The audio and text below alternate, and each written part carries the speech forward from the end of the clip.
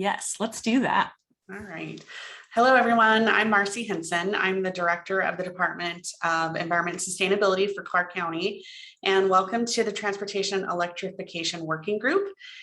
We're conducting this working group as part of our all-in climate and sustainability planning initiative. So today, next slide, please. Thank you. We're going to be doing some introductions. We'll recap the role of the working group. We have some new members who are joining us today and some new interested parties as well who want to follow and participate in these discussions. We're going to focus on charging in multifamily communities and also go over the results of the working group survey that many of you participated in, and we thank you for that. And it's not too late, and we'll talk about that when we get there.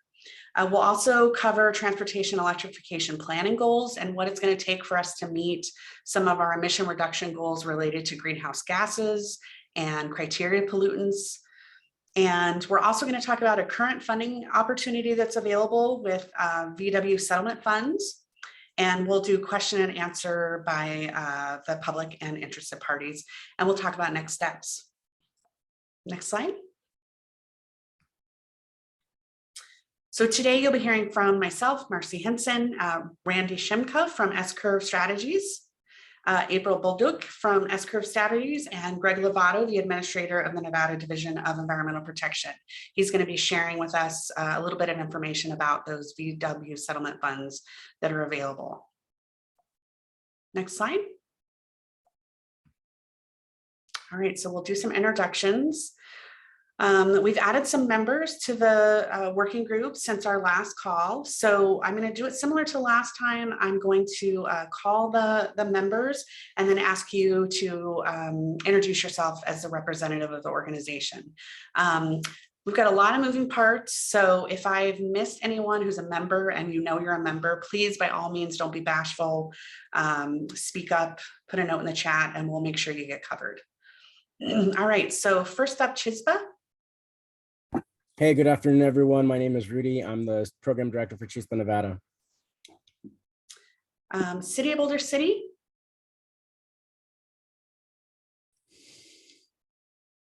All right, City of Henderson. Hello, this is Andrew Rother. I manage the city's long-range planning division inside the Department of Comprehensive Planning or Community Development Services. I'm sorry, wrong city. Thank you. All right, City of Las Vegas. Hi there, Marco Vallata, City of Las Vegas Planning Department. We're going to be consolidating planning and building and safety into Community Development Department later this year. Great. Clark County School District. Good afternoon, this is Mark Campbell, Director of Sustainability for Clark County School District. Great, thank you. How about the Electrification Coalition? Hi, everyone. Will Dreyer, Senior Policy Analyst with DEC. Great. And NAOP?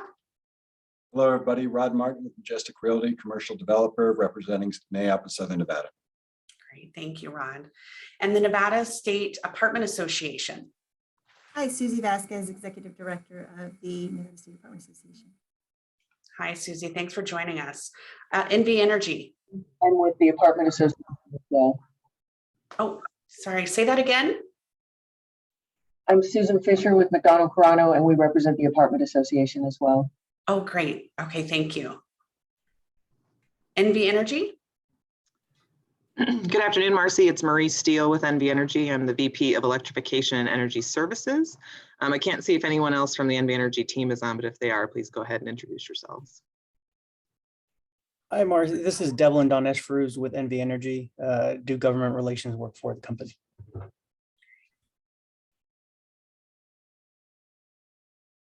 All right, Nevada Resort Association. Virginia Valentine with the Nevada Resort Association. Thanks, Virginia. All right, Ovation Development.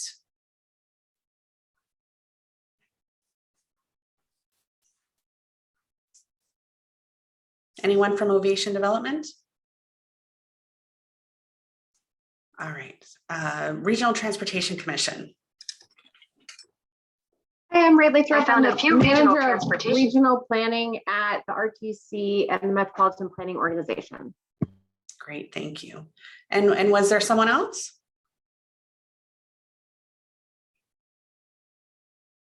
No, okay. Southern Nevada Water Authority. Hi, I'm Keely Brooks. I run the climate change and sustainability programs or initiatives for the organization. Great, thank you. Southern Nevada Home Builders Association. Matt Walker with Howard Hughes Corporation, and I'm participating on behalf of SNHBA. Great, thank you, Matt. Nevada Division of Environmental Protection. Hi, everyone. Greg Lovato, Administrator of NDEP. Great, thank you. Nevada Climate Initiative. Hi, I'm Kristen Averett, part of the Nevada Climate Initiative in the Office of the Governor. Great, thank you. Nevada Governor's Office of Energy. Hi, this is Jennifer Taylor, Deputy Director for the Office of Energy. Nevada Department of Transportation. Hi, I'm Mylin Nguyen, Chief Environmental Engineer for the Department of Transportation. Hi, Mylin. Thanks for joining us. Southwest Energy Efficiency Project. Hi, this is Angie Dykema, the Nevada representative for SWEEP. Great, thank you, Angie. And last but not least, Western Resources Advocates.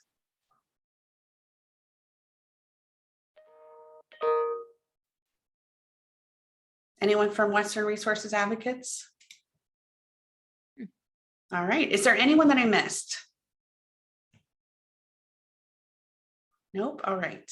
So if you're here as an interested party and you're following along and want to participate, please go ahead and post your name and organization in the chat. And then we're also going to use the chat to post questions, and we'll have time reserved at the end of the meeting for question and answer and discussion items that includes the interested parties. All right, and so I'm going to turn this over to April. All right, thank you.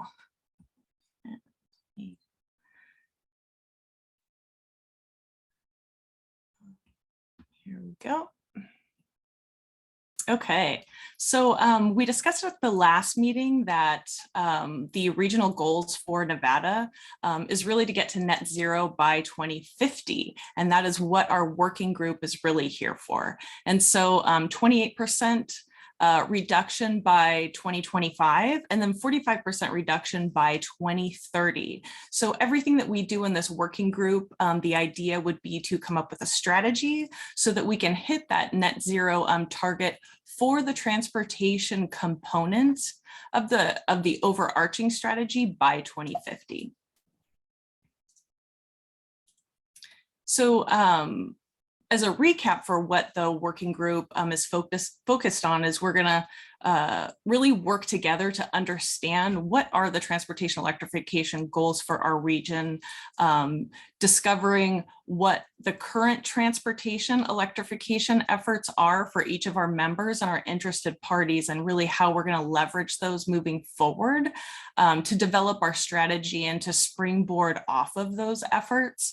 And then also collectively decide, those of us that maybe don't have any efforts going on, how can we set goals now that we can help the region work towards those overarching goals.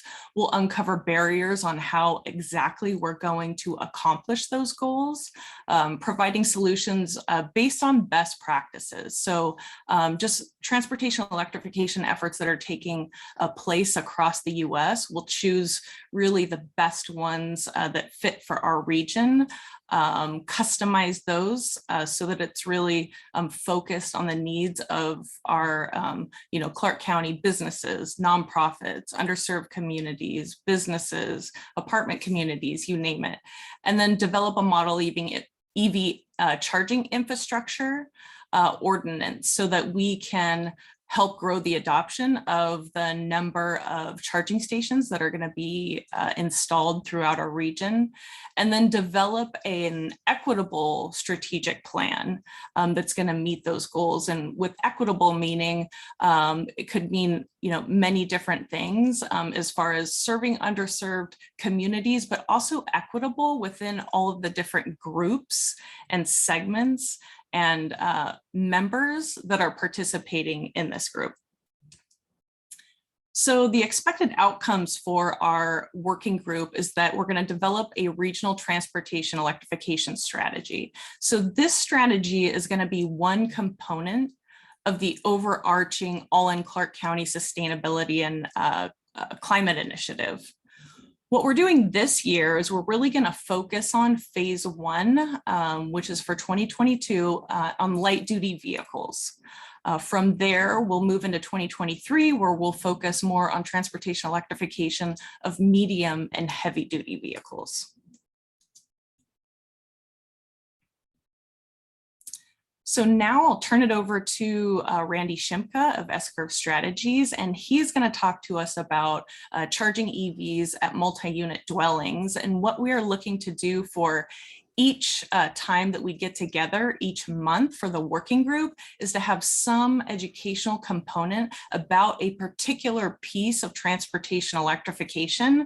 And you'll see at the end of today, we'll be asking too for feedback as to future topics. So just please keep that in mind as we're all talking and discussing today. So I'll turn it over to you, Randy. All right, well, thanks, April. Good afternoon, everybody. It's great to be here at the meeting today. So last month, we reviewed some EV 101, some basic EV material and charging material. And this month, we're going to focus on multifamily charging.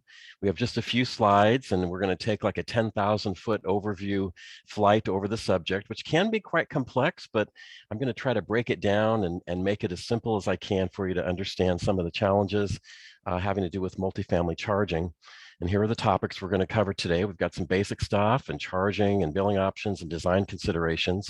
So we'll start off with some of the basics. We have a slide on the basics for multifamilies. Thanks, April. And so a definition for multifamily encompasses this first bullet item here, which is they're housing units contained within one building or even multiple buildings within a complex or community. And some examples of that could be apartments or condos, duplexes, townhomes, and even mobile homes are all part of the multifamily definition. And so over on the right, we have a graphic that shows by state in the US what the percentage of the housing stock is that would be considered multifamily. And in your neck of the woods here, it's about 30 to 35% of the housing. So it's a pretty good percentage. And charging in these locations can be a challenge, as I have mentioned before. Now, single-family homes are pretty simple. For the most part, the electric panel is near the garage, and so it's fairly easy to put a charging station into a single-family home, carport, or garage. And we'll start to talk about some of these challenges here for multifamily units.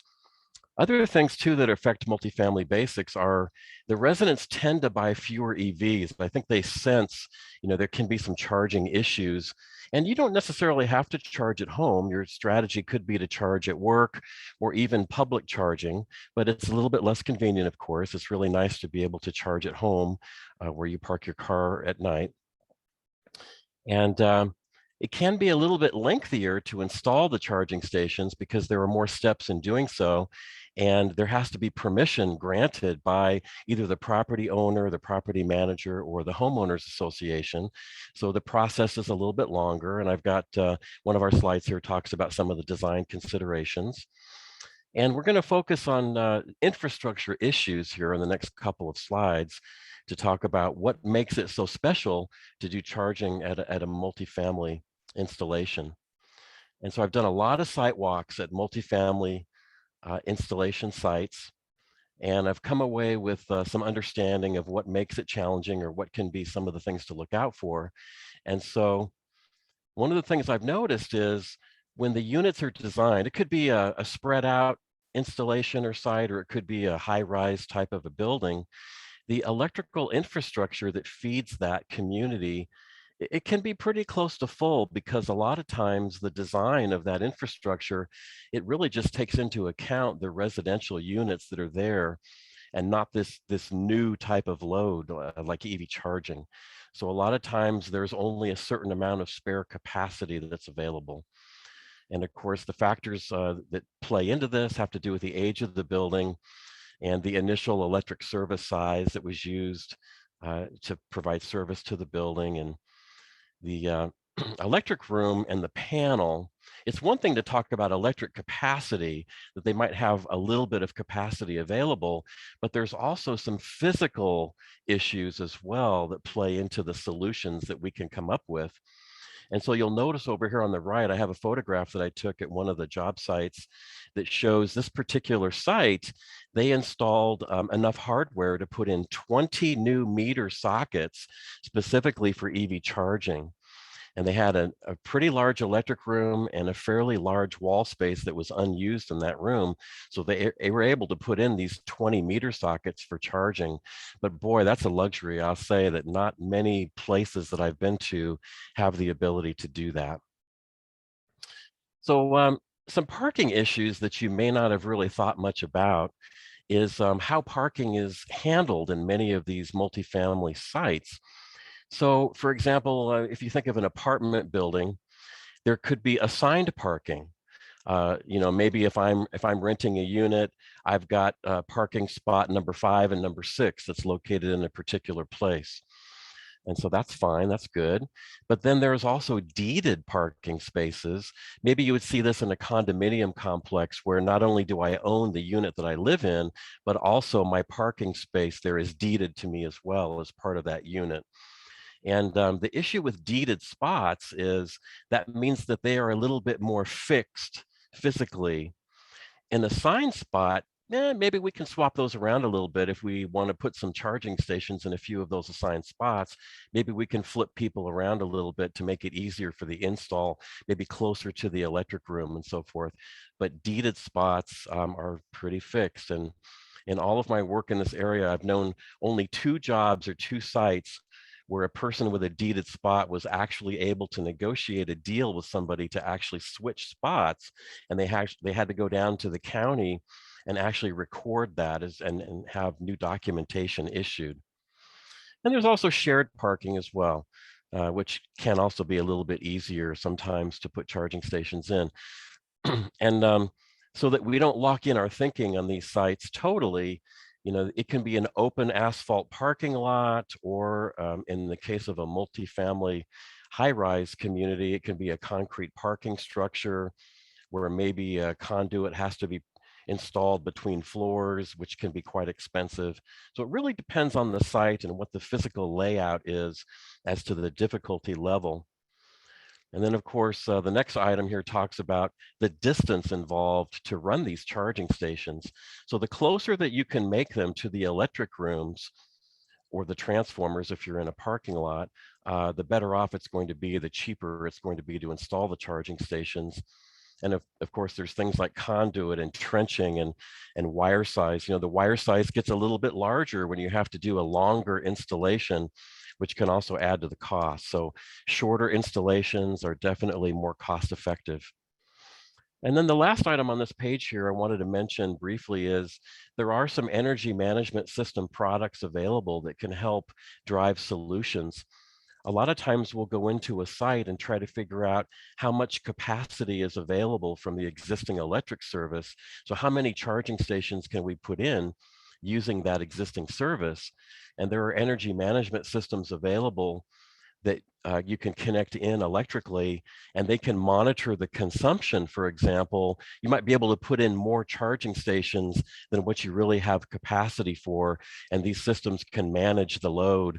Maybe they can provide more charging capacity when there's fewer cars connected, but then as more cars connect, they can actually reduce the charging power available, so to keep it within that capacity limitation. So that would help to share resources and prevent overloads. Okay, I think we can go to the next slide here. And I think we also wanted to just open it up too for discussion. So if you do have a question or even for other considerations, maybe that we haven't thought of, feel free to unmute yourself, and we'll go to Rod first. Okay. Thank you, April. So Randy, in looking at the 20 meter sockets there, first, can you just give us a little bit more color on that? So that 20 meter sockets, does that mean you've got 20 dual chargers? And within those meter sockets, can you just give us a little more information on with the ampacity, are those at 480 volt, 240, are they 208, are they level 2 chargers? And Okay. just to get an idea as to what the overall requirements are. And then the last Sure. question is, in this example, are those chargers then owned by the association? And when it comes back to billing, which I understand, from Maria at the last conversation, is that then in this case, the property owner or the association would be free to bill at whatever rate they wanted to bill. And the bills themselves would come in the name of the association. Okay. I'll see if I remember to hit all your points here, and I'll ask you again when we get done to make sure I've hit all your questions. So in this particular installation in San Diego, the homeowners association at a high-rise multifamily condo complex, they fronted the money to put in these 20 meters, and it was an $80,000 cost to put in all of the infrastructure for these 20 meters. And so these are separate electric services that are fed at 208 volts. And I believe that each of the little black covers here next to the meter has a 40 amp breaker. So you can continuously charge a car then at 32 amps with this 40 amp service. And so having the meter sockets here allows the customer then, when they sign up for this program through the HOA, they were originally charging $4,000 for each of the meter sockets to the residents that live there. Obviously 20 sockets times 4,000 would help them recover the 80,000 that they spent.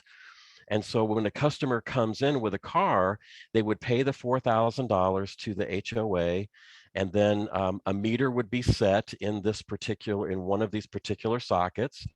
And then you can see the conduit off to the right here that would go through the concrete parking structure, and then it would terminate in front of the resident's parking space. And then they would also be responsible to hire an electrician to put in their EVSE, or electric vehicle supply equipment or charging station, right there and in front of their car. And so because they have the meter installed, then that is tied into their electric account from the utility. So on one bill, they're billed from the unit themselves, where they use energy up above, like on the 5th floor where they live. And then there's a second meter from the car charging that they are billed on an electric vehicle rate to their car. And so after doing this for a couple years, I guess, they didn't have as many customers sign on as they wanted, and they felt like that $4,000 cost was a little bit of an issue. And so what they decided to do is they decided to lower it to $2,000 to get in, thinking that down the road that there would be some turnover, that maybe Randy would move in, pay the $2,000 and take one of the meters, and I would live there for 8 years, and then I would move out, sell my unit and leave, and then they would recapture my my meter, 1/20th of that installation, they would recapture and try to sell it to somebody else. And so they were willing to take a little bit less money up front, and then maybe try to resell to a second customer down the road to make it a little more economical for people to get in. So does that answer the questions that you had? It does. And just one other point of clarification, that then I'll let Andrew go next. You mentioned those are 208 volt, which is single phase. And as I recall at the last session in looking at the notes, that would be a level 1 charger, correct? Because level 2 charger I thought was a 240 volt. No, level 1 is 120 volts, and level 2 is either 208 or 240. Okay. So they have in this electric room, they have, I believe, I didn't take a picture of it, but I believe there's a step down transformer that they have set up in here that feeds the panel as well. Okay, thank you. Yeah. All right, let's go to Andrew.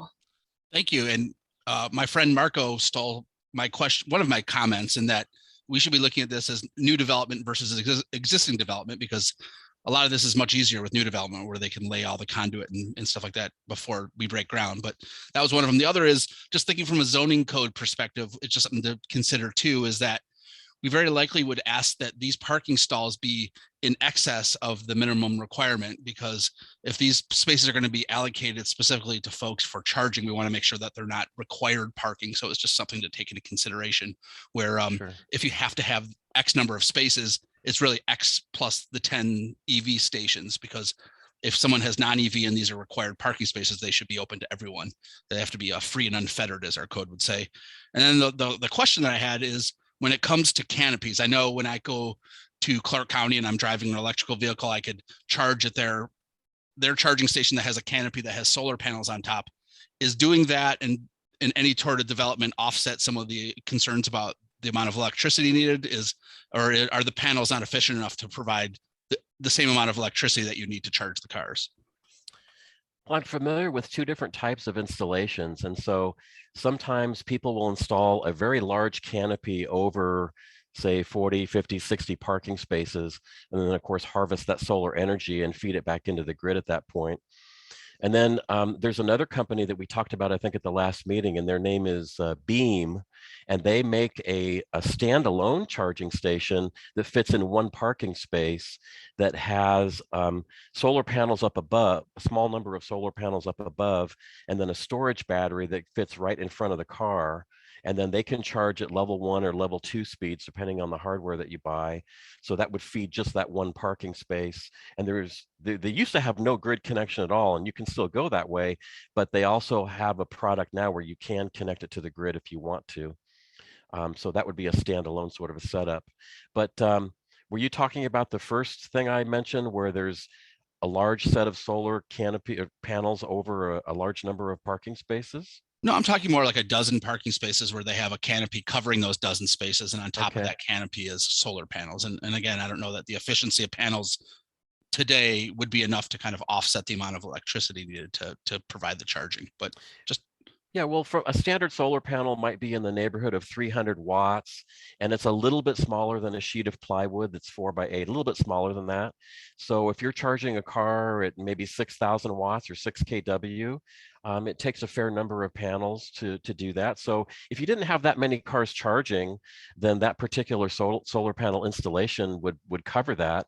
But if you were to fill up the whole area with car chargers and the cars, spaces were all full, then it would probably exceed what the panels were producing. So it really just depends on the cars and how many people are plugged in. Gotcha. But it definitely helps. That's definitely a big help. All right, I'm going to move us on to the next slide. Next slide. So I'm so familiar with this that I tend to not think about it too much, but I want to make sure to cover this for people that have not seen this before. So the billing options can be simple all the way to complex. And we're also going to cover who pays for the electricity. And so I'm not sure if you've ever thought of this, but in a typical multifamily installation, there is what I would call house power, which is paid for by the HOA or the property manager. And that would be something perhaps that would power the swimming pool equipment or the landscape lighting or the lighting in a parking garage or anything that's kind of a common area. That would be the house power. And that's usually served by a commercial electric service on commercial rates to that entity, the property manager or the HOA. So they generally don't want people, they don't want residents normally to plug in car chargers or wire them in to that house power and just use the energy without paying for it. So normally that's a stop, a full stop right there. They don't want that to happen. But chargers can be connected that way. And so one of the first bullet items that I have here for billing solutions is they could just charge a flat monthly rate for charging that can be included in the HOA fees or in rent for a particular unit. It's a really simple way. You can put in a charging station that's not networked, typically called a dumb charging station. It's a very simple thing to do. But what I've discovered in my visits to these various sites is not very many places do this, because I think they feel a little bit uncomfortable with the math behind it. And some person might have a 100-mile commute and another person might have a 10-mile commute. And so how do you figure out how much to charge people? And it involves a little bit of work for those entities. And so it's doable, but I don't see very many people doing it. So that would be the simple way. And the second bullet item we saw from that last slide, which would be a separate utility meter. In utility terms, we would call that a new service. And that can be installed and have a dedicated charger there at the parking space for the resident. And then all the electricity that they use would be billed to the resident directly, which is great.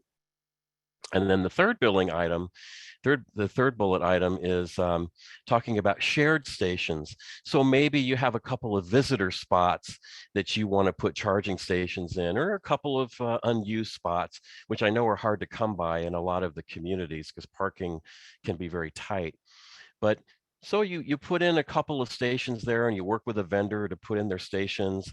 And these would be the ones over to the right here that this picture would show, where the resident could use maybe an RFID card or maybe even a PIN pad, a PIN code. And so they would be billed then by that vendor. There would be a network connection or a cell connection that would go out and let the vendor know how much electricity was used. And the vendor would then charge you for the charging that you would use. And then because the equipment is connected to usually connected to the electric service of the HOA or the property manager, then they want to get reimbursed a little bit for the electricity. So that's why I put down here that a lot of times there's a revenue sharing agreement between that vendor and the site host. So the site host usually will set the price per kilowatt hour, and then the vendor will collect that money and then provide some revenue back to the site host. So I hope that's pretty clear. I think that covers a lot of the billing solution ideas. And then as far as who pays for the electricity, depends on whether it's connected to that house power, which would be the HOA or property manager or property owner, or if there are dedicated stations with those meters, then that would be billed, back to the homeowner or the tenant. And so I think that kind of covers the billing options there. Do we have any questions on this slide?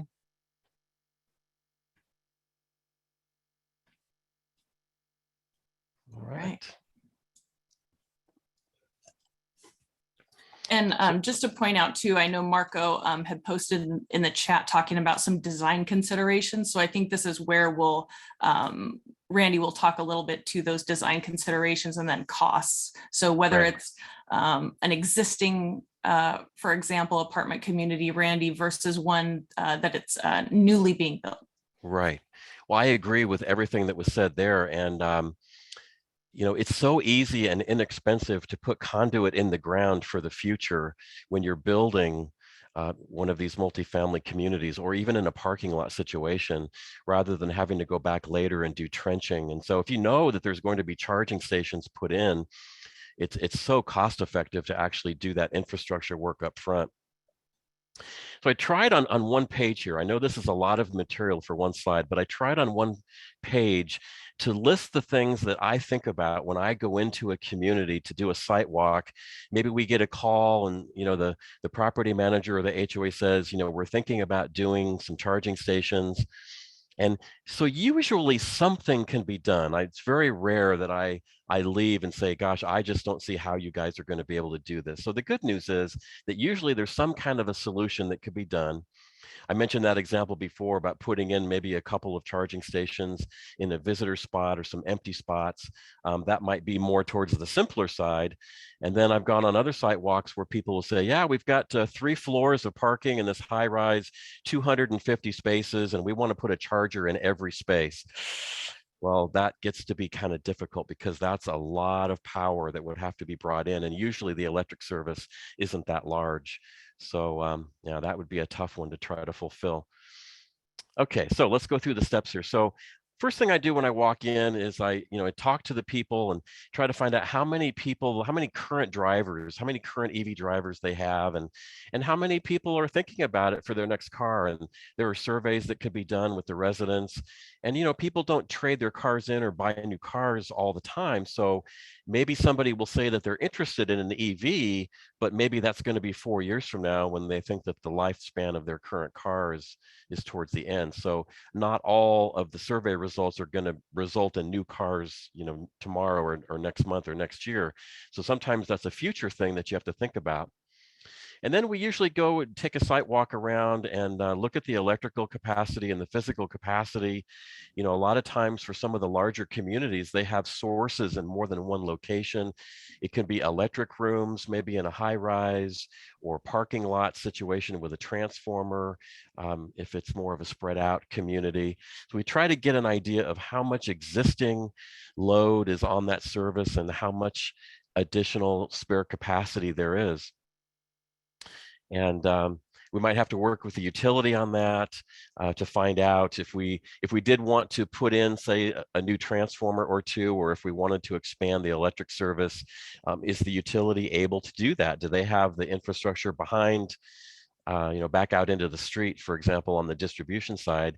How much capacity do they have? And of course, this is all of these questions are kind of based on minimizing the cost. And so we don't want to spend a ton of money doing this usually. So we're trying to figure out what the best approach is and how we can shoehorn as many chargers in with the resources that we have. And so next phase here in the bullet items, we'll be talking about evaluating what's there. So are there any site restrictions or constraints for parking?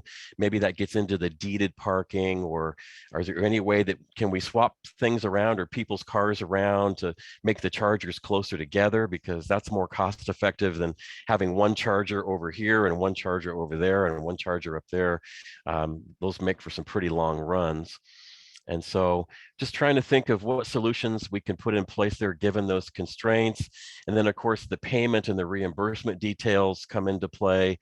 Can we do the simpler non-network charger, or, you know, just with a meter for the resident where it's all taken care of? We don't have to do credit card billing or RFID billing, or not? Do we have to put in the more expensive networked chargers to keep track of what's being used and then send it back to the mothership of the vendor so that they can bill people? So this gives us kind of a feeling for what we're headed at, you know, the direction we're headed at, and what the installation is going to look like. And so what I try to come up with in my efforts is I try to come up with a shorter term solution that minimizes costs but gets their foot in the door, maybe with the resources that are there. Maybe we could put in 6 chargers. And do you want to share them, or do you want to give them to particular residents right in front of their car?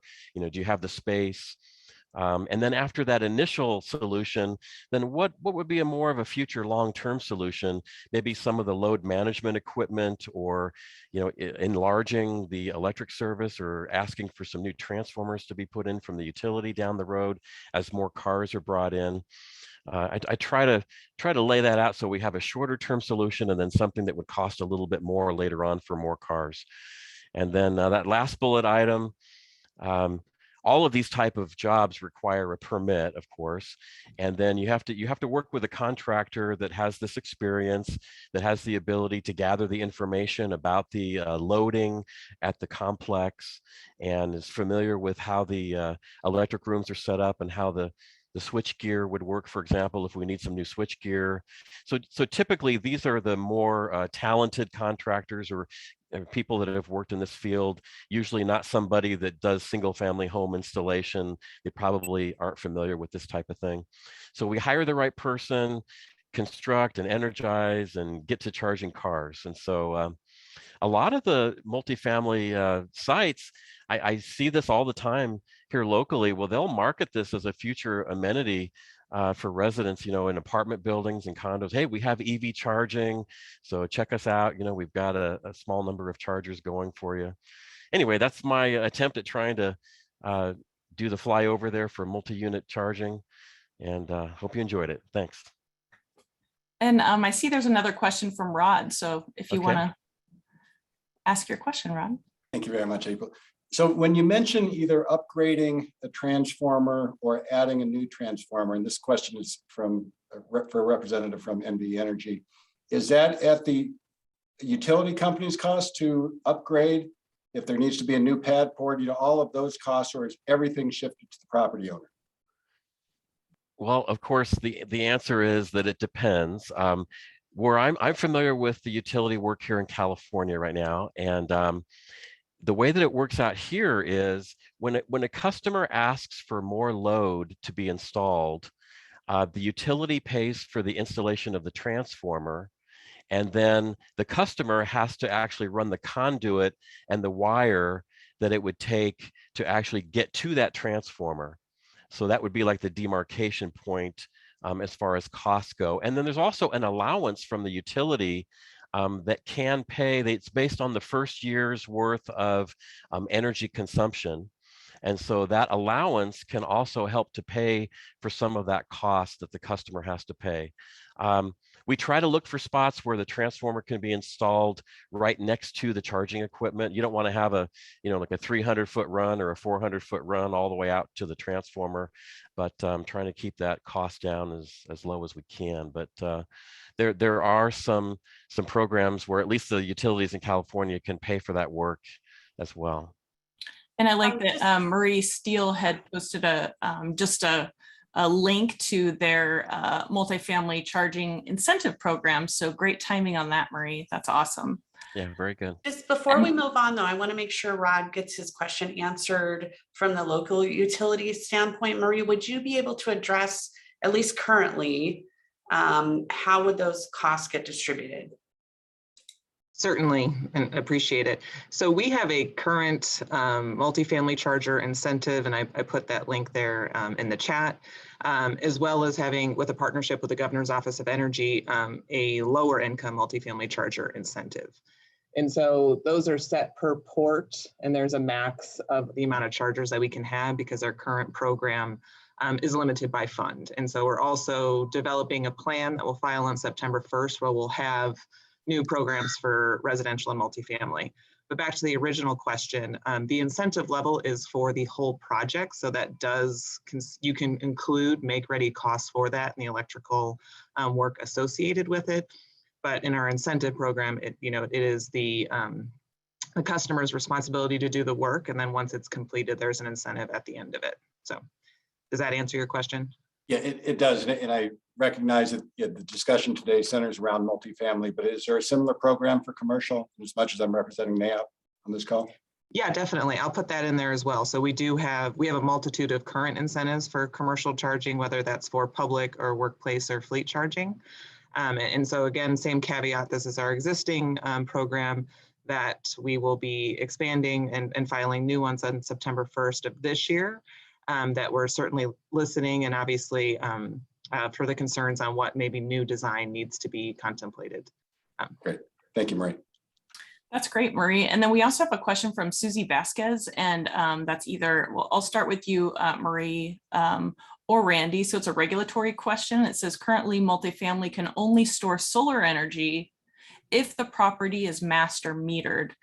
This only applies to a very limited number of properties. Would this not apply to EV charging or solar captured via a solar canopy designated for EV charging?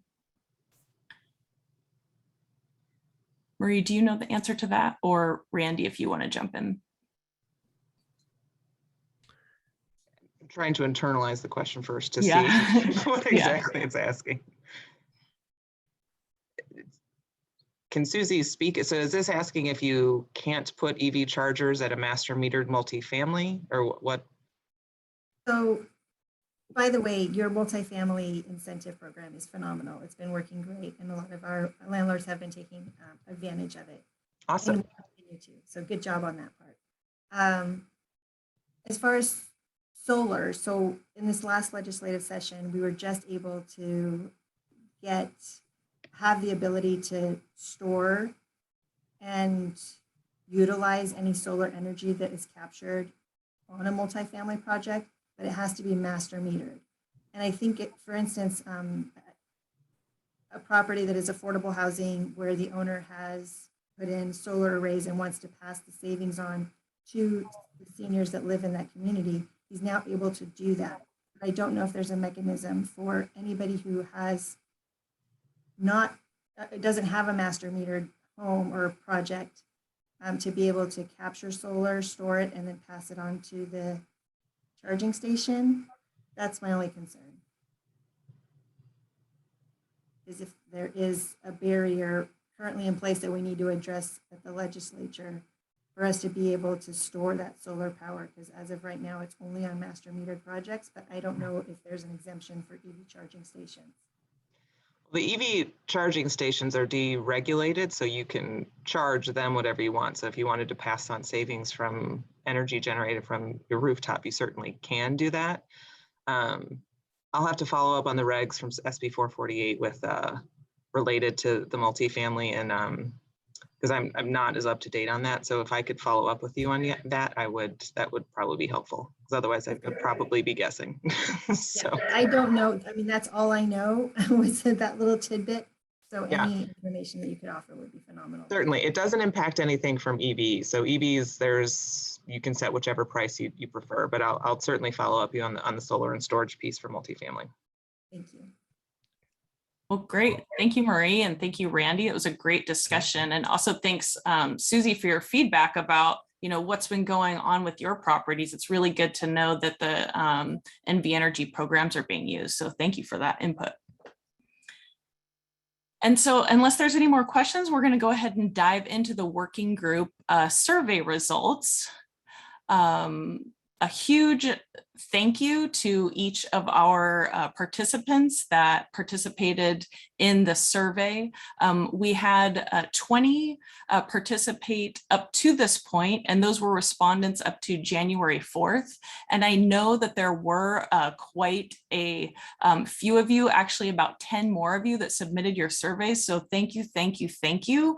The surveys are really the information that we're going to use as the basis for the strategy. So what I'll do, we'll look at the data again for next time.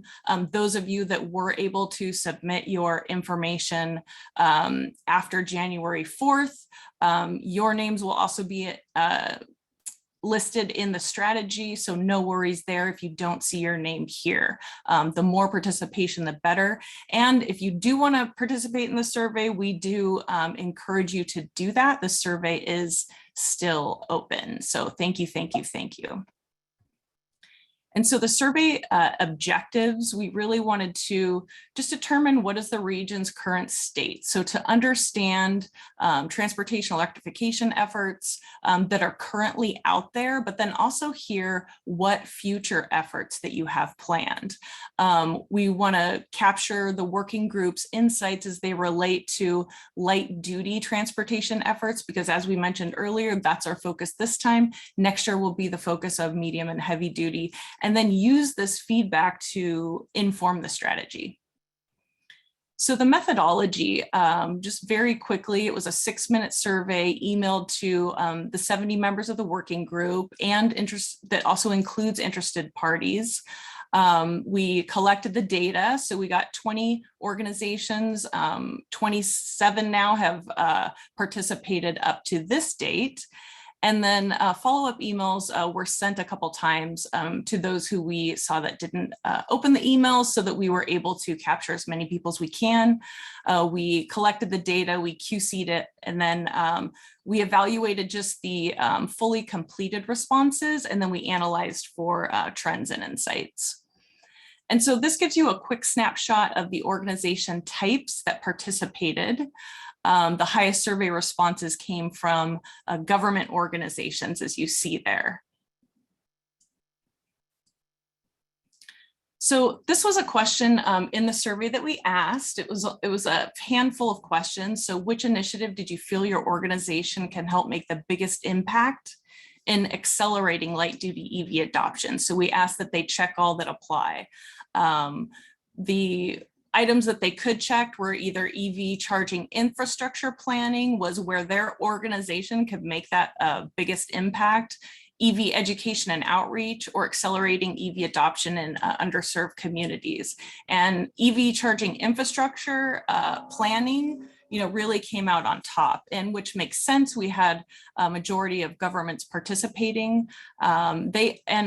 And also what I think was great, a lot of the businesses, nonprofits, and also governments said that they could assist in participating in education and outreach, because it's really going to be key to market the benefits of driving electric to businesses and the residential community as we move forward. As we move forward.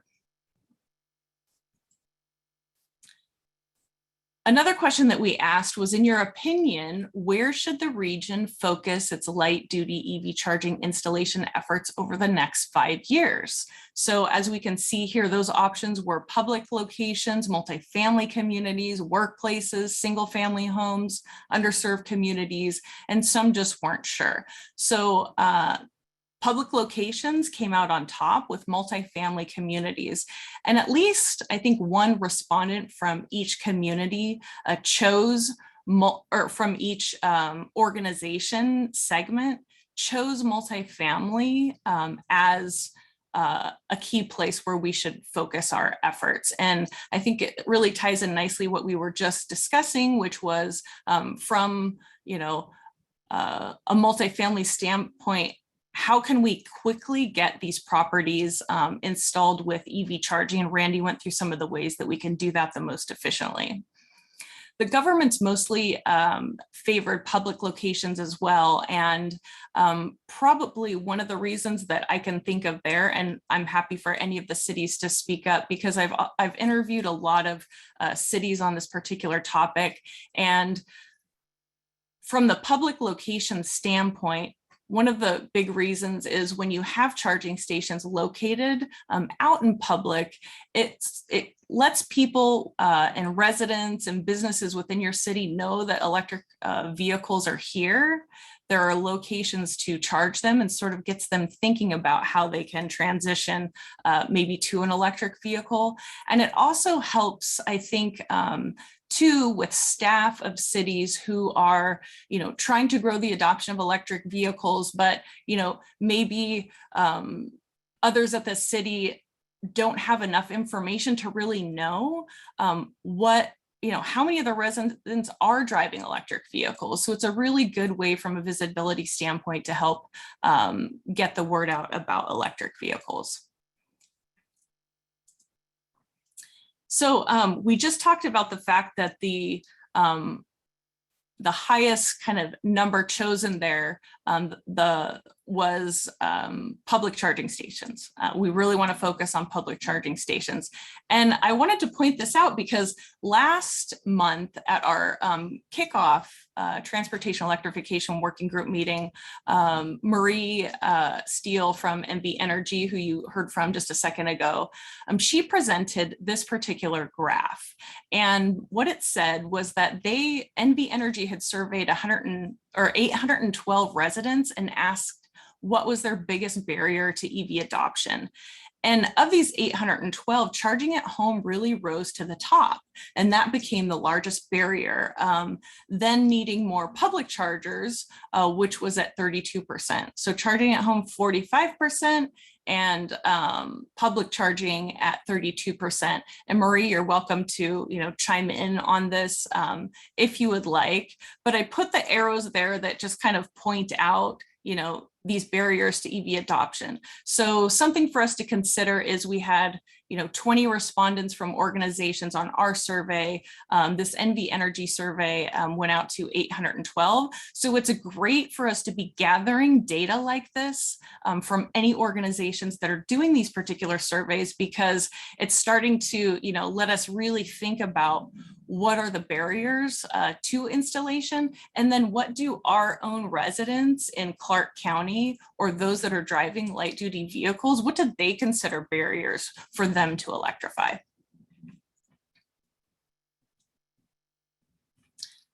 One of the other questions that we ask is, does your organization currently have plans or programs to increase the adoption of light duty EVs? And I'm really excited to say that 60% do. So of the participants, 60% do.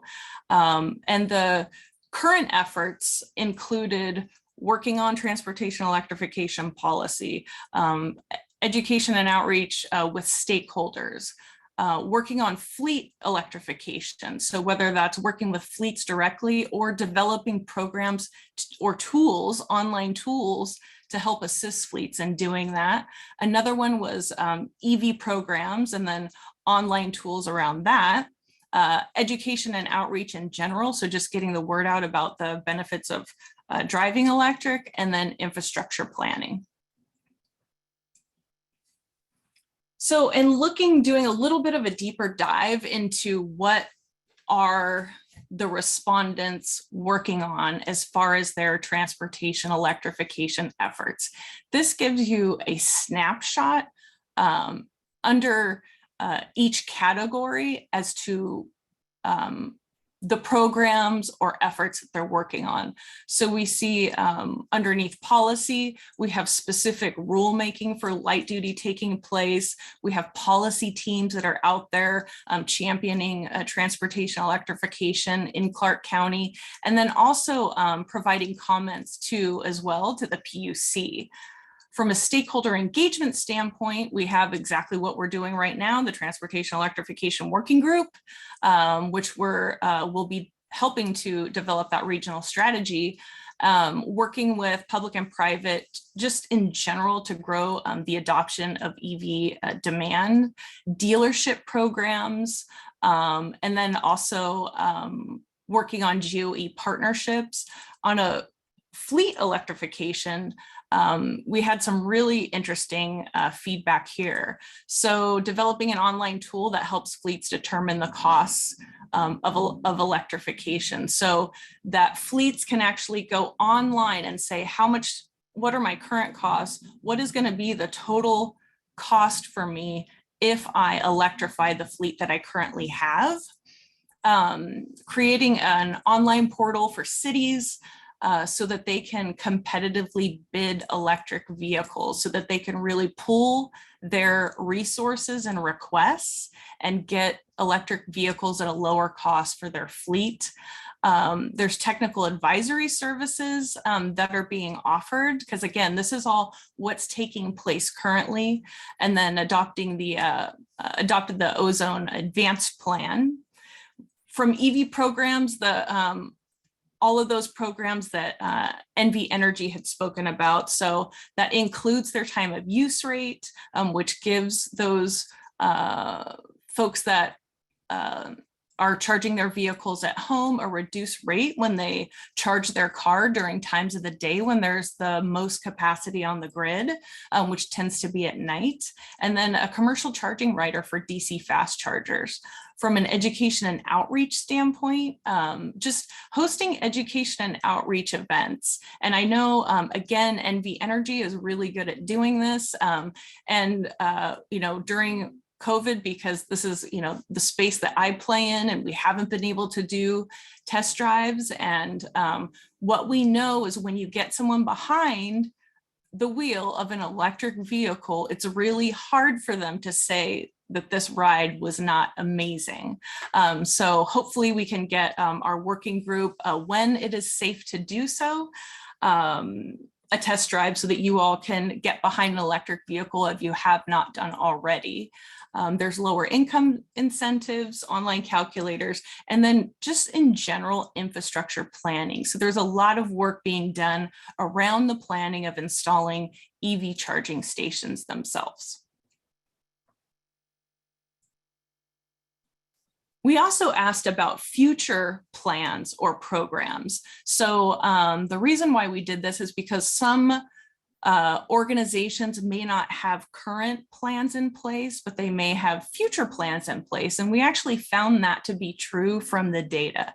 So some organizations that currently have transportation electrification programs taking place are also in the planning stages, but then also some organizations that don't have any plans currently taking place are in that planning stage so that they eventually can.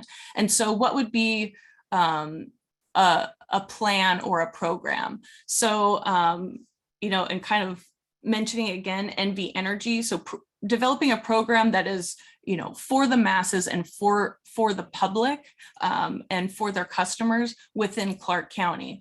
But another way that you can participate in a program is, let's say that you're a city and you want to electrify.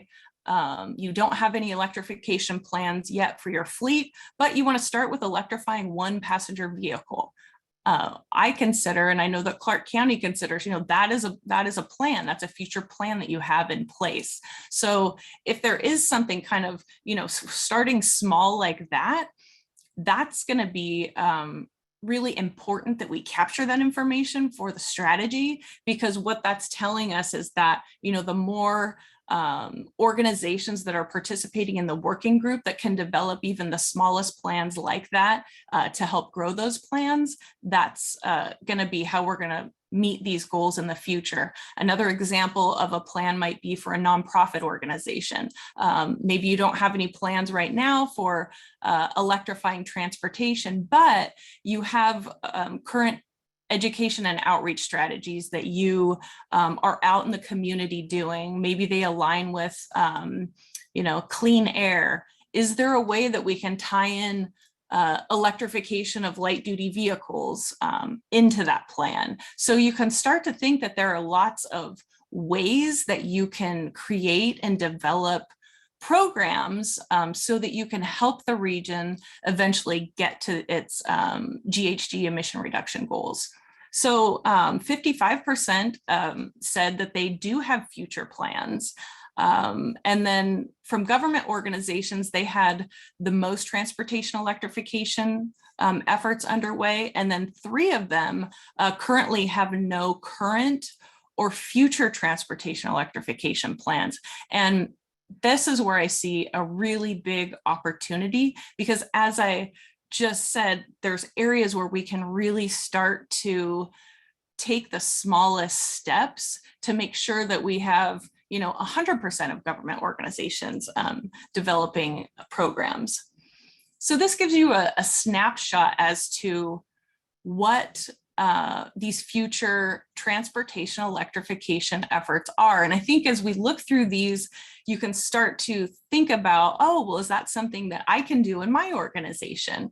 And you can always feel free to, reach out to myself or reach out to Marci or even Randy and help you think through those processes so that we can get those built into the strategy as well.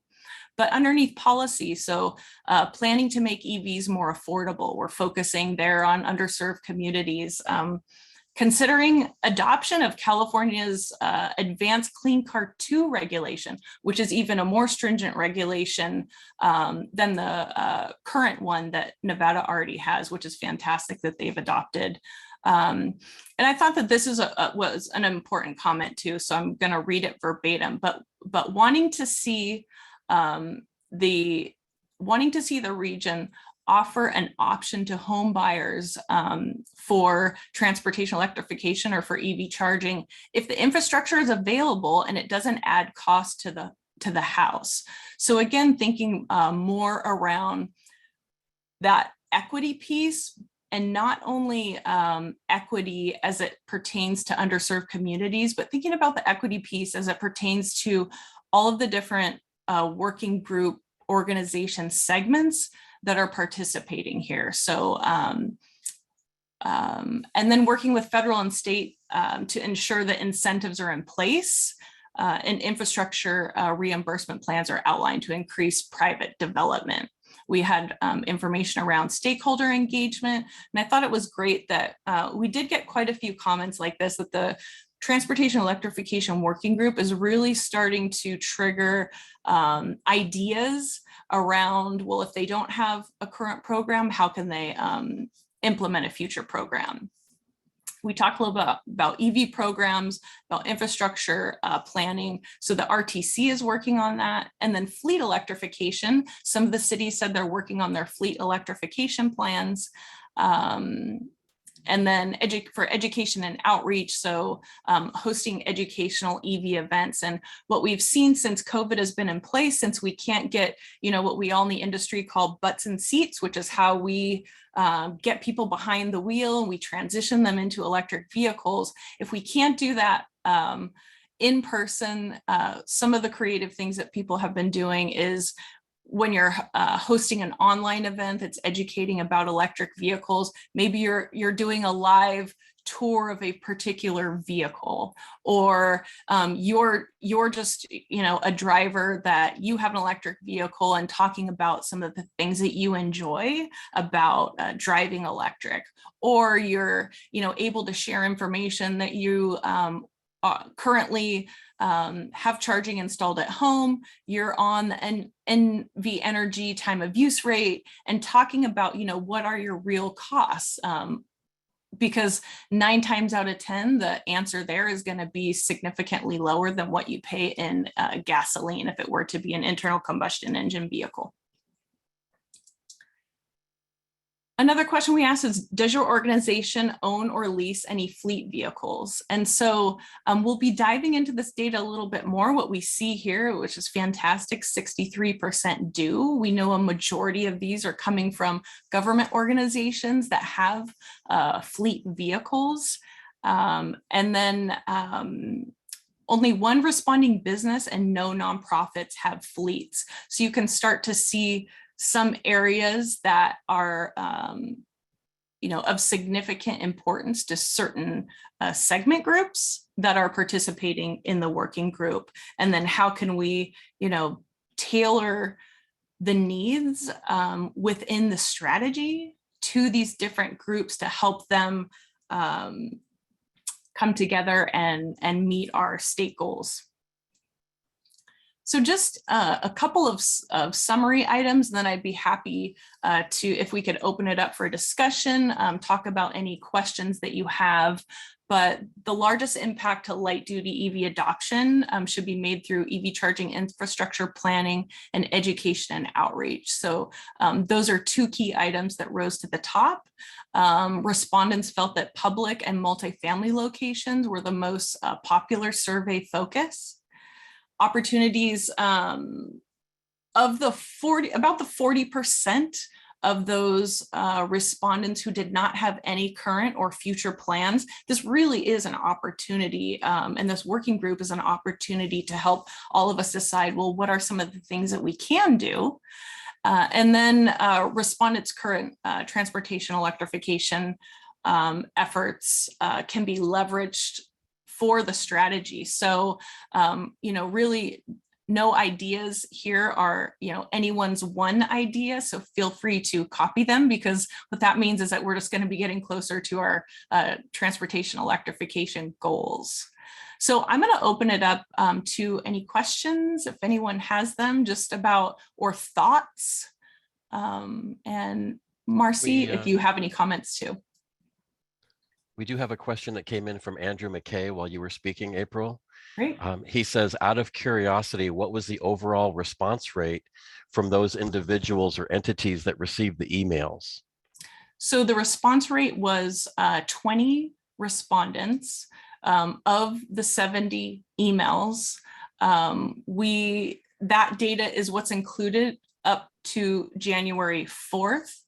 After January 4th, we received another 7 respondents. So at the end of the presentation, I have a link to the survey, and I'm hoping that everyone on the call, today can respond to the survey so that we are able to get input from everyone. Anything else? All right. Yeah, it seems like, hold on real quick. It seems like we have a question or a comment from Susan Fisher. Just information, I think, for the group. Government entities, an organization called Sustainability Partners help government, energy, school districts, et cetera, buy and maintain electric vehicle fleets and install and maintain electric vehicle charging stations. So yeah, that's a great resource. Appreciate you sharing that, Susan.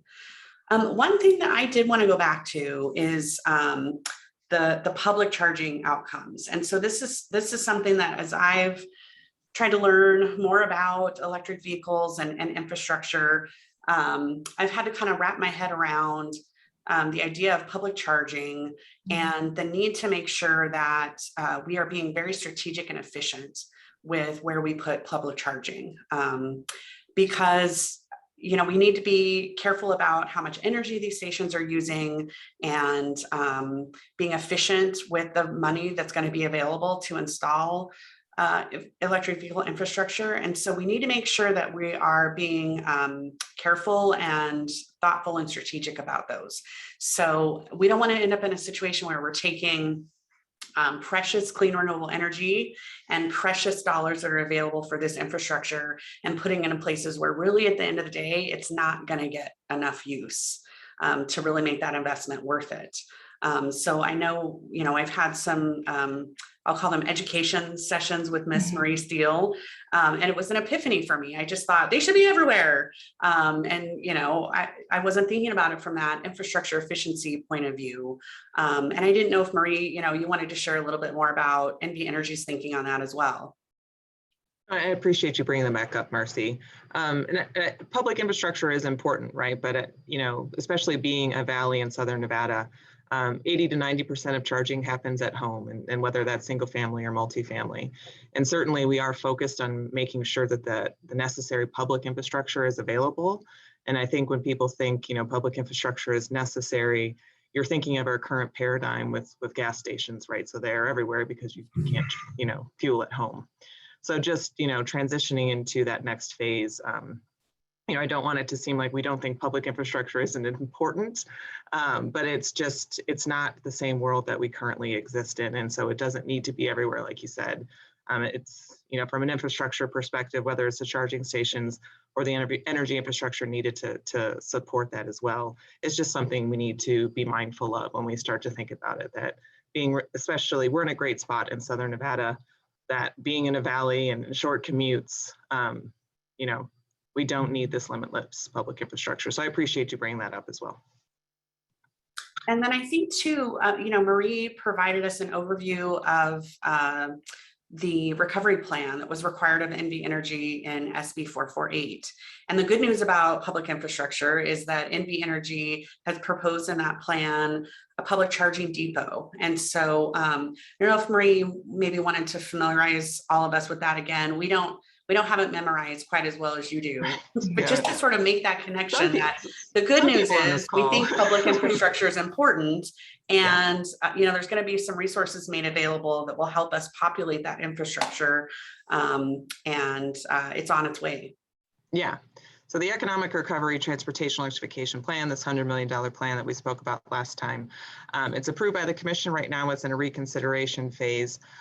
So that will have tons more information coming out soon, but it doesn't change, the framework of the plan. And so, we will have interstate corridor charging depots, urban charging depots. So when we think of like clusters of DC fast chargers across the valley, making sure that people, whether they're residential or commercial, will have the ability to access to DC fast chargers, as well as even with the public agency program around underserved community centers and colleges and universities. So, that is just one plan as well, where we're going to be focusing on public infrastructure and making sure that necessary infrastructure is deployed through the programs. So. Great, thank you. And I'm going to go to Rod, because I know that you've had your hand up. Thank you very much, April. A follow-up question to Marci. Obviously you made the point that we see, fuel centers, on every major arterial and collector road, throughout the valley, seemingly at every section or half section line. And if that's not what you would envision, I'm just kind of curious, is there a model in practice, whether it's here locally or California or anywhere else, wherein the model is simply, having the DC fast chargers along with convenience stores? Does that business model work? Has it been proven anywhere? Certainly actually how it's deployed already, in partnership with fuel providers already, where that's a great location for them to go, so. And when you say, so in the private sector, using one of the, whether it's a Terribles or a Maverick or one of those, do any of those existing or, competing uses, have that as a business model where it's the fast chargers along with convenience stores, and anything else, or is it going to be more like what we see over at Town Square? I think you'll see both, and we already see both, right? So the partnerships with the fueling stations, I believe we have a representative from the call anyways, you'll see it with Terribles and the different places, especially, Nevada Electric Highway was partnership almost mostly with gas stations, right? So it's that pairing that has worked. But additionally, you will see it with Town Center too, in pairings with restaurants. So you'll see both, and it's already happened. There's a lot of deployment with the existing fueling stations. And Rod, that's a question that has come up at the county, particularly with our elected board of, what are the implications for electric vehicle infrastructure for, the C-stores and gas stations, and, how do we also bring them with us in this transition? And, they're ubiquitous, and I'm glad for it. So they're important business perspective in our community. We need to make sure that as we make this transition, we're answering some of those questions and understanding what the impact's going to be. And again, how can we bring everyone along with us as this transition happens?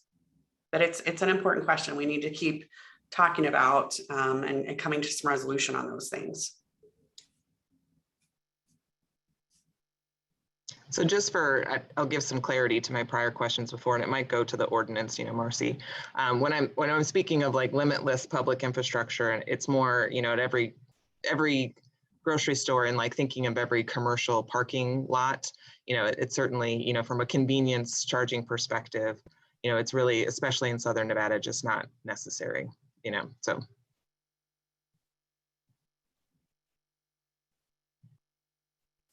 Great. Anything else? Any other comments on what Marie has talked about, what Marci has talked about? Any comments about, what you've heard from other members, what Randy's discussed, the survey results? Anything there? Hi, this is Keely Brooks with Southern Nevada Water Authority. Hi, Keely. Hi. I was just wondering if one of the governmental agencies have model policy text on EV electrification of their fleets. If they would mind sharing that with me, it would be something that would be helpful for me internally. Does anyone else want to speak up to that? Keely, of course, we have the county all-in operations plan that has some language related to goals and objectives for our fleet electrification that might be helpful to you. And then, we're working with our fleet manager here at the county to take those big, broad goal statements, and S-Curve is helping us also with, how do we then operationalize those goals and really start to get into the detail of, how do we convert the fleet? So I'll package some of that stuff up and be happy to send it to you. Hey, Keely, it's Marco. We have something that we can pass along to you as well. It's a little bit more inward facing rather than outward facing. So, but still the spirit is to help electrify the fleet. That would be helpful.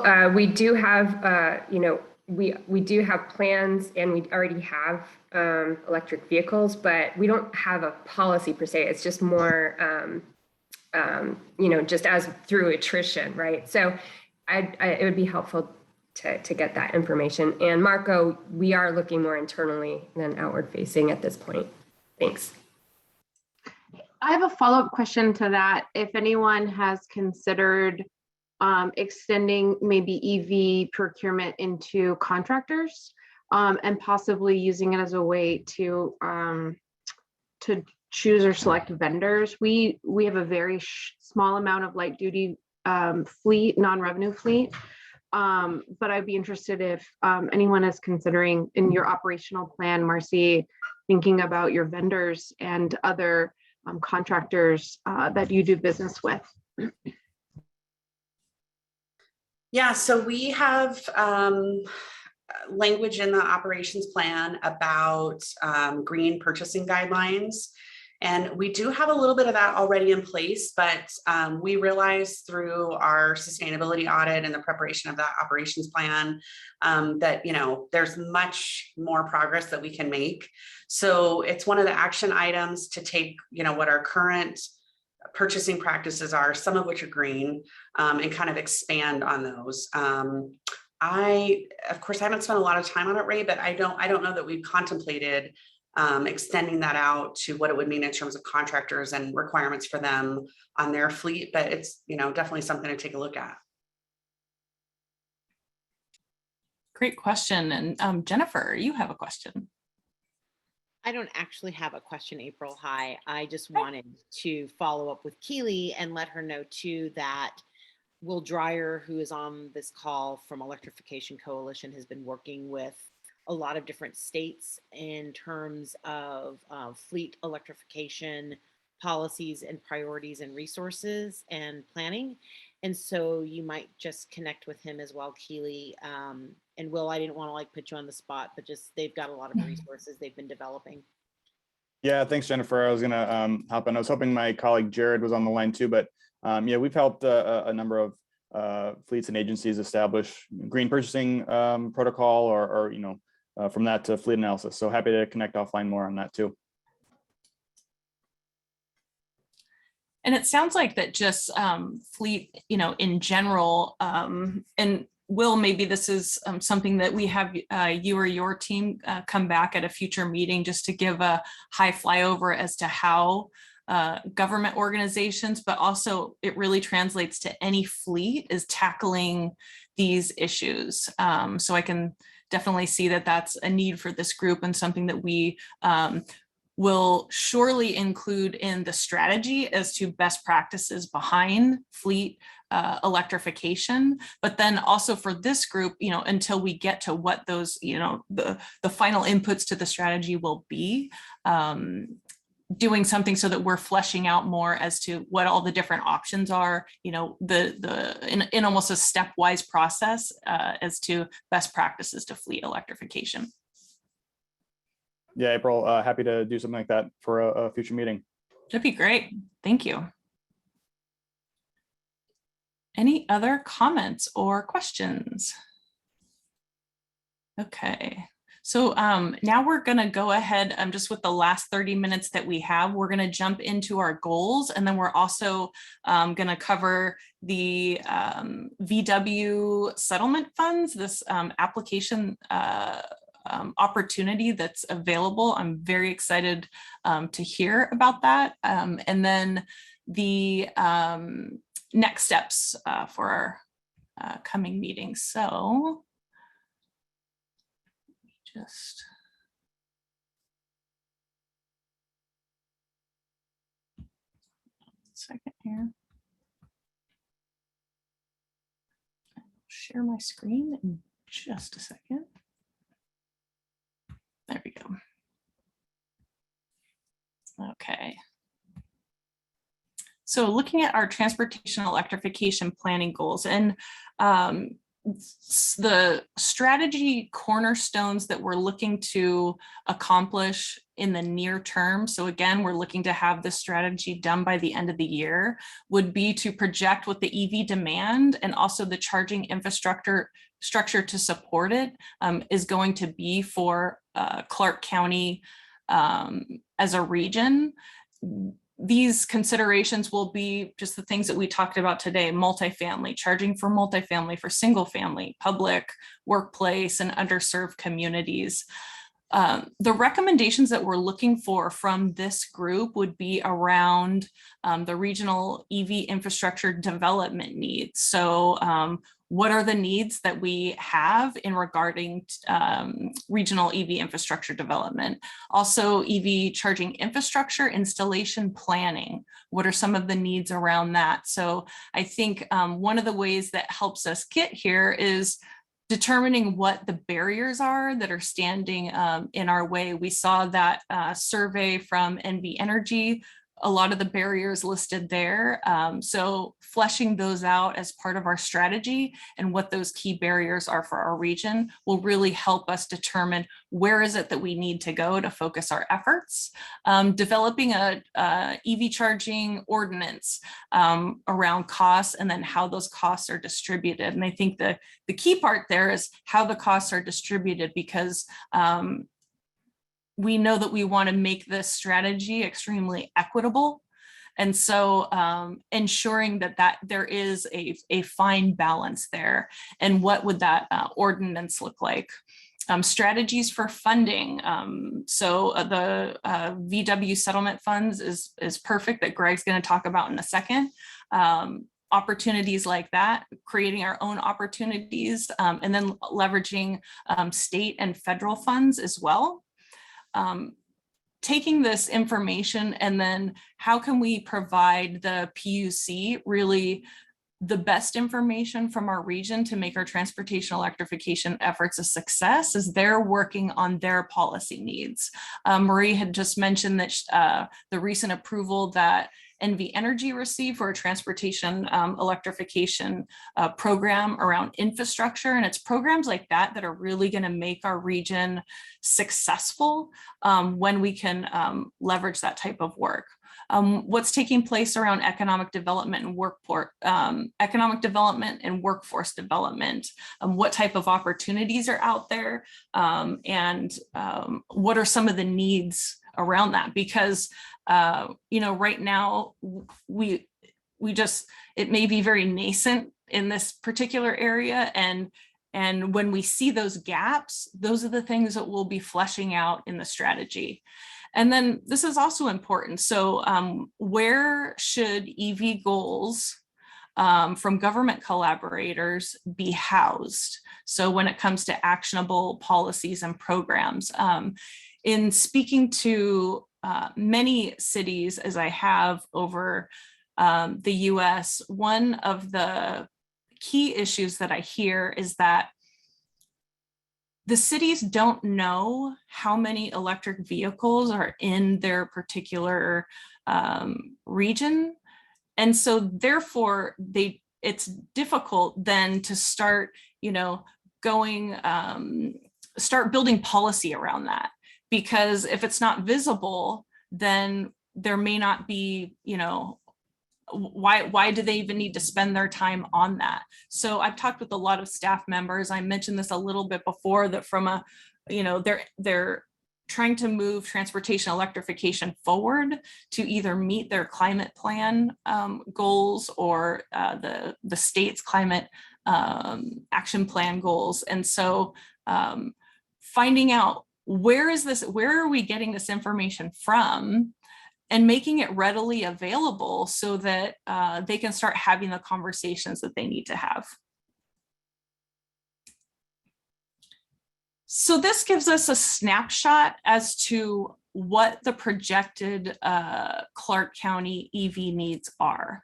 So I'll walk you through this chart. On the left-hand side, we have kind of the years that we're projecting growth, what the percent of light duty sales will be. So what is the EV percentage of light duty sales, the annual new zero emission vehicle projections, and then just overall cumulative vehicles.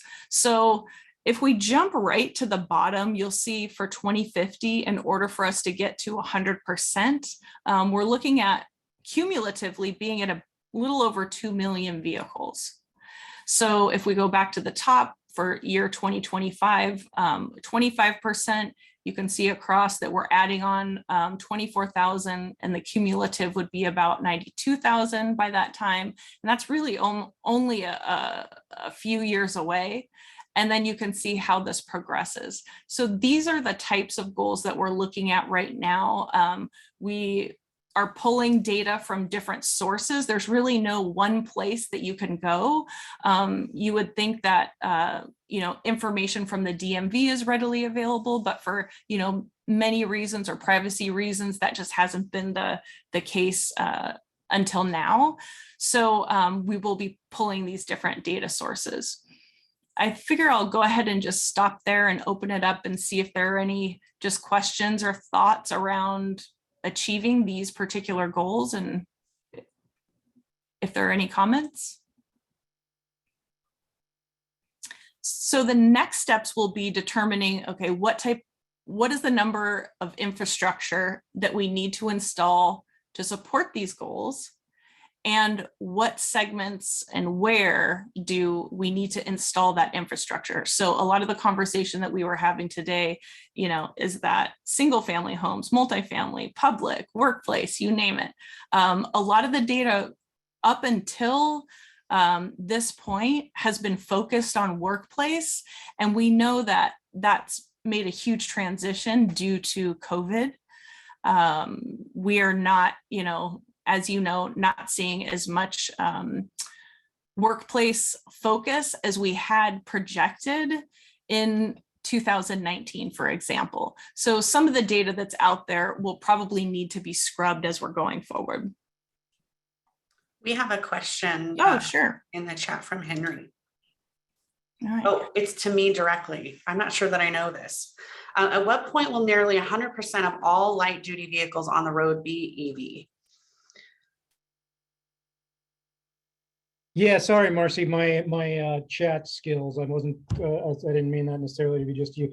I'm trying to interpret from the graph from the percentage of light duty sales. Clearly by 2040, we're saying we expect all vehicle sales to be 100%. But is there a sense for when all light duty vehicles on the road period would be EV? Because I guess in my analytical mind, when we're saying to be net zero, does that not mean that there are no emissions from that segment at all?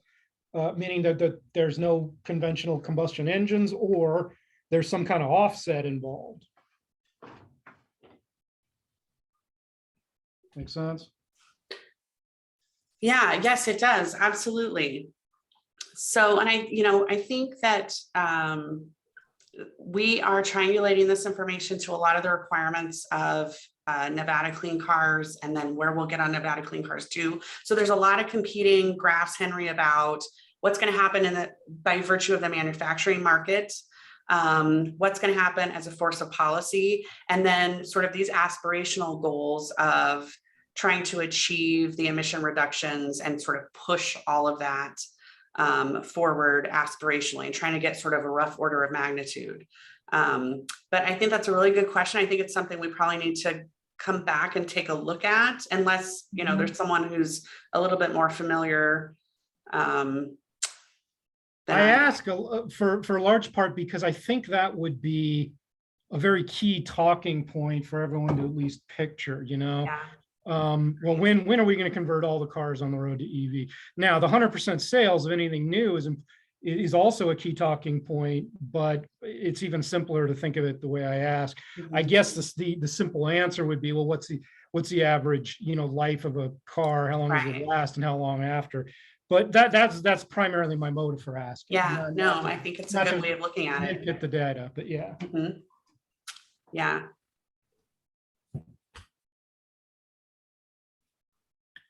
Great. Anything else? Okay. I have a small question. Sure. Where are motorcycles counted? Just generally, how are they categorized with transportation? Yeah, I'll have to confirm that, Randy. I don't know if you know that answer specifically, but the question it's around probably not a huge piece, but I'm curious more than anything else. Yeah, I mean, it's not going to impact the GHG emissions. I would have to confirm if the DMV is considering them an actual vehicle, and then we'll also have to confirm if they're included in the data, in just registration data in general. Because there are electric motorcycles. Just I'm speaking from my own personal interest, yeah. but I've yet to try one. But I know same kind of story. I think they're coming fast and furious. Yeah, they look incredible. I mean, talk about torque, right? Yeah, like I said, I have yet to personally try one, but I'd like to. Anyway, yeah. Sure. All right. With no other questions, Greg, we're gonna go to you, and then I'm gonna stop sharing my screen for a moment, just so we can hear what you have to say. Thanks, April and Marci and everyone. So I'm Greg Lovato. I'm the administrator of Nevada Division of Environmental Protection. So as the lead agency for Nevada's portion of the National Volkswagen Settlement Funds, we've opened up our third funding cycle just in November of last year. We have up to $8 million available to assist with replacement or repower of older diesel-powered vehicles and equipment. So this is everything from medium heavy-duty freight trucks, last-mile delivery trucks, school trucks, transit buses, number of other equipment that we've been replacing. And it needs to be replaced this time for this funding cycle with either zero emission or alternative fuel vehicles and equipment. That's a change from the past where we were funding older diesel to cleaner diesel. Now we're only funding with this funding cycle zero emission and alternative fuel vehicles and equipment. The application period is open through the end of the month, January 31st. We are prioritizing projects in Clark County because it does have a disproportionate share of the state's air pollution burden. We funded over 40 projects since our first funding cycle in 2018, going to be removing over 800 tons of nitrogen oxide. That was the defeat devices goal from Volkswagen. So that's one of our criteria too.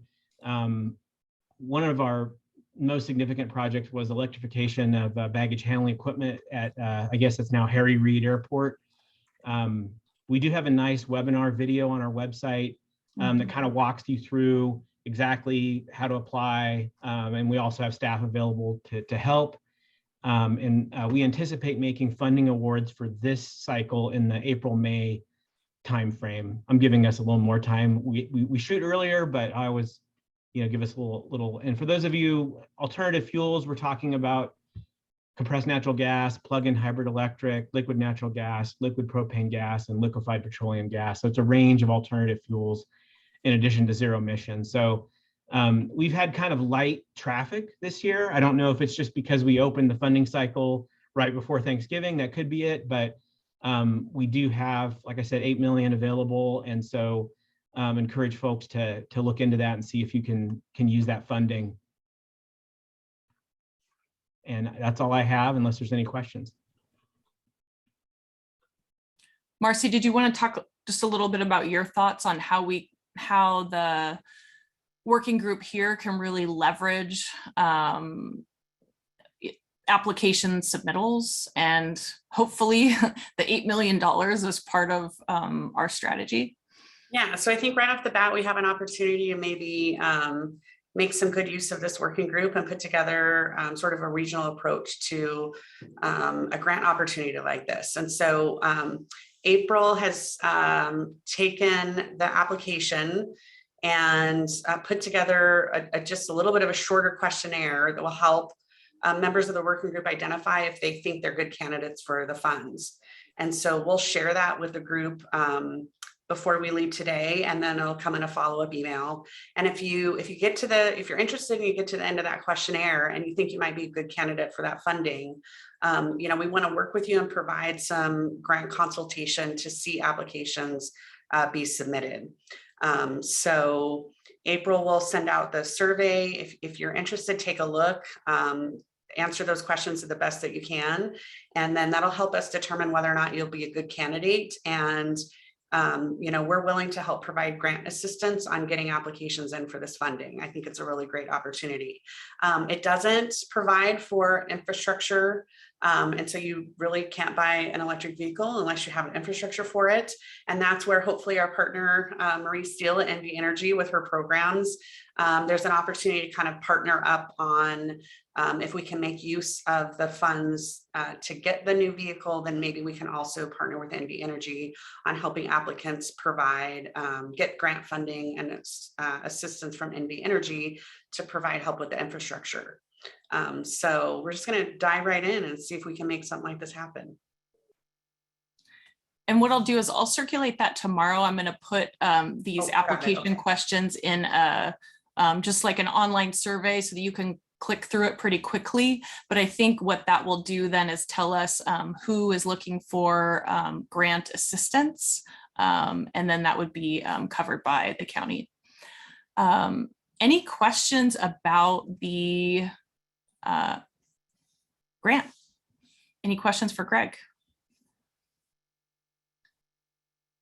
It's definitely exciting. And so it's something I'm hoping that, we'll be able to say in the strategy that our region or our members were able to participate in this. So next on our agenda is really just a Q&A to open it up for discussion.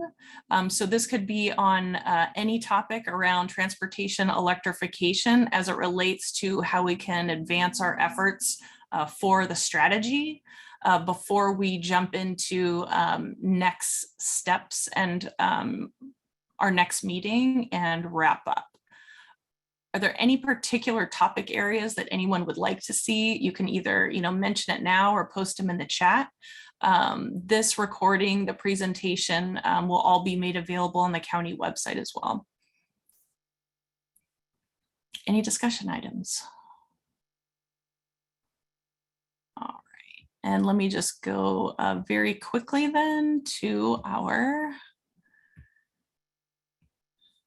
next steps.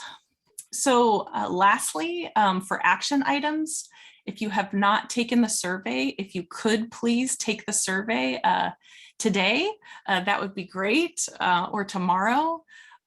If you're interested in presenting any of your transportation electrification efforts in any future meetings, we would love to see them. We already talked about the presentation for how fleets can transition to electric. And going through some of the best practices there. If you have anything that you would like to see, for example, to have presented or hear from, please let us know, and we'll make sure that each of these meetings has some educational component around transportation electrification there. Visit the Clark County website. The link is on the bottom here, but obviously it will be on the slide deck as well.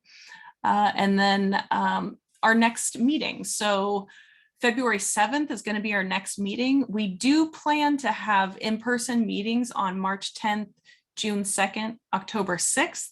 March 10th, of course, if safety is permitting. Those meetings will be at the Clark County offices if in fact we do have them in person.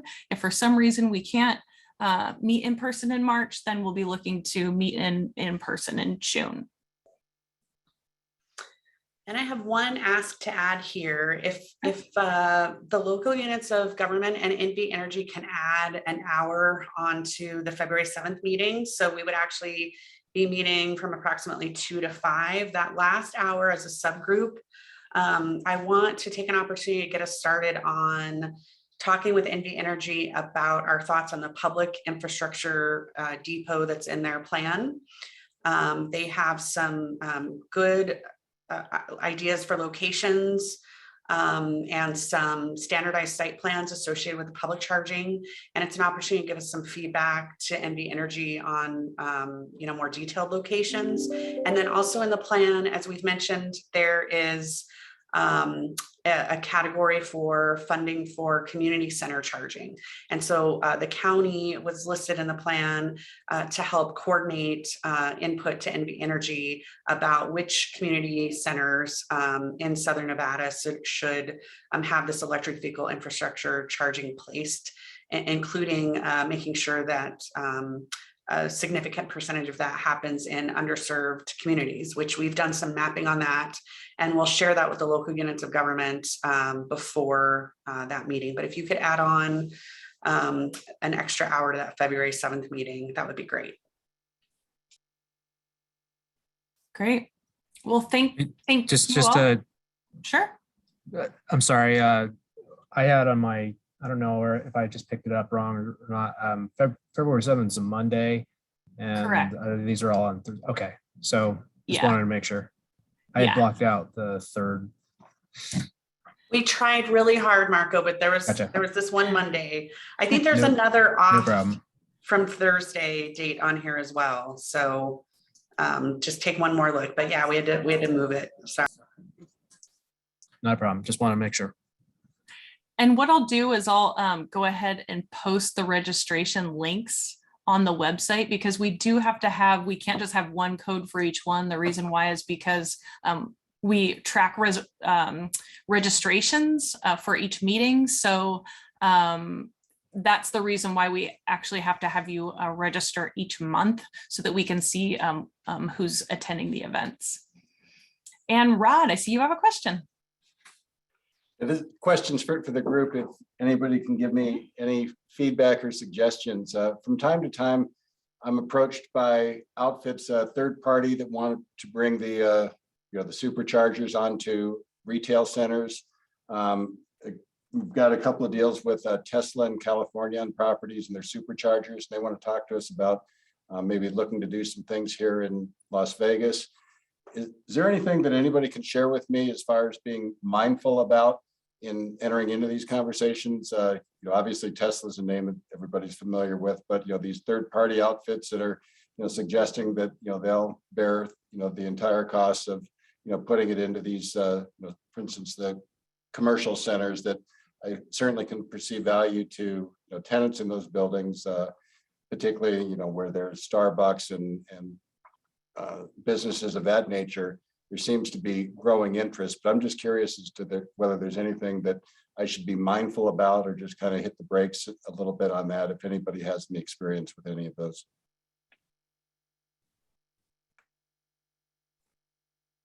This is Susie.